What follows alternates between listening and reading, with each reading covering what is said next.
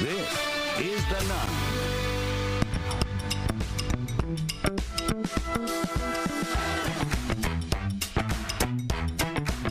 Oh man, we got a jazzy beat here to get things going. Yeah, I like It's a it. funky beat. Feels good on a Tuesday. There we go. Welcome to Tuesday, everybody. It is Tuesday. We know these holiday weeks, everybody gets a little wonky, but it's Tuesday. We're glad you're with us on The Nine. Mario Lou, Ryan Armani. I'm Dina Santafanti. We're all just waking up, getting used to, you get that. Feels Maybe weird. you're just waking up. We were here yesterday. You were working at the parade, which Again, we will I'm get to. confused. Working. Putting in Working a at the full parade. day's work, yeah. Full day's But work at the parade. It is. I'm sore from working at that gosh darn parade. Really? Yeah, climbing up on top you of Get a all little those elbow jeeps. tendonitis from all that waving. Man, climbing in and out of those jeeps, shaking listen. hands, kissing babies. We got a lot going on today. It's kind of a cloudy. First of all, freezing cold yesterday, was it not? It was Freezing quite cold. chilly. What happened? It was chilly. Oh my. But a nice little break from the heat, I guess. Yeah. But here's what's exciting, guys. Now, we have a meeting today. We do. Yes, we're going to come together and meet, and we're going to discuss our plan for Friday, which is free pre-day for the Detroit Grand Prix. So You didn't check your email. Was it an email? Why didn't y'all just tell me? we're going to drag you to this meeting. It's going to be quick and Okay. painless. All right. And we're All going right. to discuss because we're very excited. We're taking this show on the road down to the Grand Prix, the Grand Prix, as the city of Detroit's making preparations for the big race. So remember, Okay. this is year 2 as far as returning to the city track. All of the fanfare, this is what it's going to look like, taking over downtown this coming weekend. That means a ton of road closures. For those of you who work downtown, I don't know how you feel about this, but we got Woodward from State to Jefferson, Atwater to Hart Plaza, parts of Renaissance Drive, Franklin, Rivard, St. Antoine. The tunnel will be open with a few changes commuters need to be aware of. The biggest impact are for folks that are using the tunnel behind me, and that everyone who's going to it are going to have to use I-375. And the tunnel is completely open. It's not shut down for any part of the event, which is pretty cool that you can have on one part of Jefferson Avenue the tunnel traffic, and on the other part cars whizzing by at 150, 160, 200 miles an hour. It is pretty amazing, isn't it, to turn the city of Detroit into a raceway. Following the race, the goal is to have everything reopened by June 7th. If not earlier.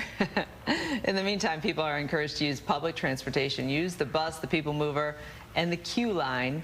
So we'll be down there Friday, bringing you all the excitement of free pre-day, all the chaos and the sounds What and are we the going to wear? smells. Should we wear like racer gear? I You don't a know. racer suit? Yeah. Okay. Yeah. Yeah, let's do something. it. What are you going to Well, wear? let me know. I'll probably wear jeans and a Fox 2 polo. Fox 2 polo shirt. I No, told it's you not that. exciting. Probably. How about you?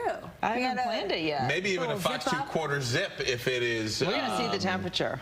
Yeah, we'll Okay. ask Derek coming I'll up. come up with something. Free pre-day, always one of the great days of the year, though. Yeah. And I drove down Jefferson on Friday, and it looks so cool to see all this Yeah. signage and just the fact that you are driving on what will be a major race in this country. And it's so cool to see all the cars. The Indy 500 was just last weekend, so now that circuit moves to the streets of downtown Detroit. And I think year 2, year 1 was great last year, Yeah. but year 2 will be so much better because Yeah. you can see, maybe something they weren't down there for 30 years. Yeah. Maybe stuff didn't work that they'll change up this year and all that good stuff. So we'll see.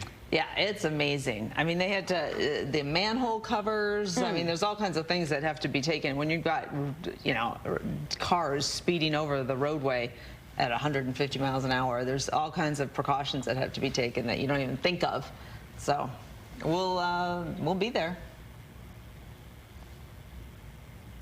All right. What? Just checking.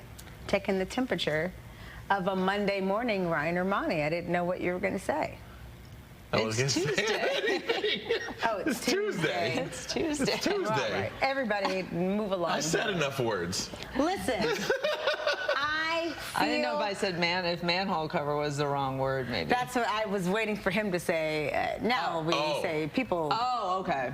Yeah, it probably is the wrong word. Oh, did you say people cover now? I think so, but I thought if anyone knew, it'd be you. I don't know. That We need stuff some goes right over correction. my Yeah, head. I know. I We'll think get it you right still- by yeah. Friday. Yes, It's going to be we know. flawless. Listen, I have a new soft spot in my heart for parents like yous twos who have been going to all these kids' games and, I don't know, not yelling, keeping everything cute. I went to go see my niece, Harper Rose. This is her championship game, by the way. And this was really intense. I did not expect it. So they had a game at 7:55 in the morning. 7:55. I got up, went all the way out to Canton. If they won that game, they had another game at 4. Unfortunately, they did not win the 4 o'clock game, but they played so hard. But when I tell you, I had no idea how intense these games are, how much these parents get into it. The kids upset if you don't win that last game. I mean, I said I was not emotionally equipped. When you invite somebody, when you invite Auntie Mari to a game, I'm thinking, you know, maybe a few mommy drinks on the side. And no, all the parents were locked in. They were screaming. There were parents yelling at other parents. I mean, I've never Really? experienced anything like this before. Is this what it's like? It can be. And Dina, you have a lot more experience than I do. You know, I'm in my first season of Little League man. here. These are 9-year-olds. And that can get intense. I mean, you know, It is a funny thing. It's a funny world because people, when you tell, and for years, because I have 3 kids, and all of them did some kind of travel, some of them multiple travel sports. So between school and these all-day soccer tournaments, a volleyball tournament starts 7 in the morning, goes 7 at night. Golly, I had no idea. So it is, and nerves get a little frayed. Yeah. And when you see video of parents acting crazy, you think, how can they act that way? But you do, it is, it triggers your emotions, sometimes good, sometimes bad, because you're watching your kid and your kid's team, and this is months of hard work. Yeah. So it does, and not only that, it's just exhausting. And the better the player, the more competitive I feel the parents are. Like for me, my kid is just totally out there to have fun and make a couple of friends in the summer. Like it's not very serious. We might, you know, not the biggest athlete yet, Right. to put it nicely. So, so we're just out there to try to have some fun. Yeah. And even I get caught up with him. I'm like, dude, listen to me. You know what I mean? Yeah. So it can get very heated and emotional out there. It There was can. one girl, she had a full cast on, like broken arm. And she was weaponizing that thing Got to. pretty hardcore. If you ain't cheating, you So ain't she's trying. taking some, and then everyone's like, oh, come on, bruh, come on, she can't use that. I mean, I didn't know how I felt. Yeah. And See, then some of the parents started saying, put her down. And I'm like, she's in a cast. Right. Put her down just seems strong. But also, you know, put her down. Get her out. Get her Winning out of isn't here. Get her everything. out. It's the only thing. Put her down. Right? It is. I There don't is know. a It was fine very line fun. between, okay, we're good sportsmanship, which you Yeah. always are supposed to be practicing. and Yeah. we're here to have fun. We're here to win. We're here to Right. play hard. To, all right, that's a bad call, and now I'm going to get a little upset. Yes, And this yes, parent is saw saying some of this that. about my kid. Saw that I'm going too. to get upset about that. Yeah. And the so, dad was like, trust me, she didn't do it on purpose. That's my kid. Right. She didn't hit your kid in the face with her cast on purpose. The bad call thing is interesting. I've got a little bit of a different take on bad calls now Yeah. because as an assistant coach, I'm an assistant coach for Oh, the okay, Tin coach. Caps, okay? Yeah. When you see your kid, Yeah. not my own kid, but like a kid on your team, does everything the right way and Yeah. he's trying so hard and there's a bad call, you do get emotional and feel bad because that kid did everything right. Yeah. And you want to celebrate Yeah. that kid's accomplishment, and a bad call just make you're like, oh, come on. And the kid's like, you know, Yeah, it was very traumatic for me. Very big traumatic. league. Teaches you big patience and how to get along with others. I did not know. Speaking of getting along with others, so there is a new Netflix documentary. I don't know if you guys have watched. If you're gonna watch it before the kids are out of school. Yeah. Because it's grown folks stuff. Ashley Madison.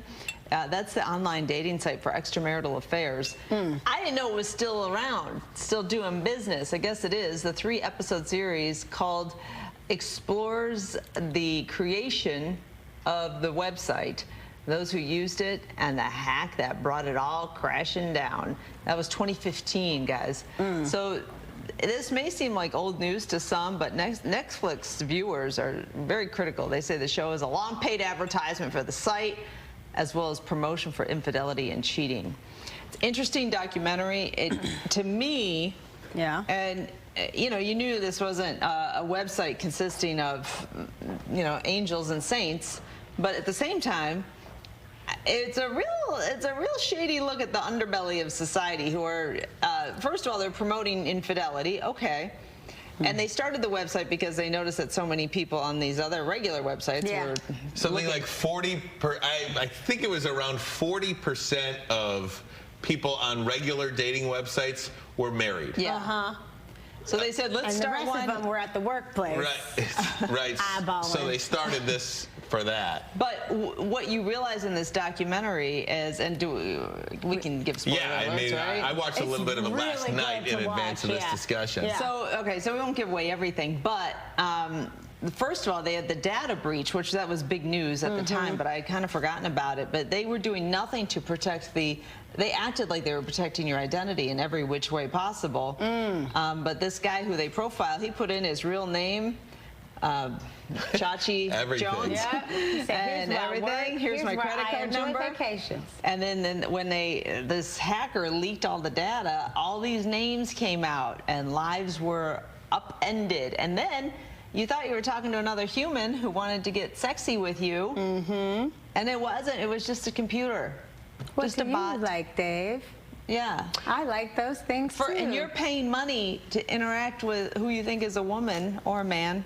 I thought one of the most striking parts about one, the justification for having the affair, like from these individuals, the actual mindset and the justification for having the affair. And two, how about the lady? And I don't know, it's a document, we'll give it away. I don't know if I'm giving anything away or not, but how many?